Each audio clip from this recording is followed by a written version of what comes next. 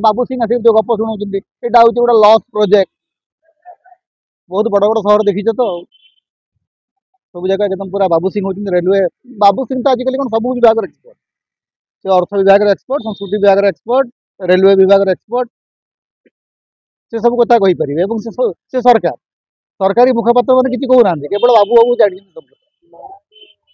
भुवनेश्वर सांसद अपराजिता षडंगी कहते 2027 मेट्रो प्रकल्प शेष हो आपड़ पचार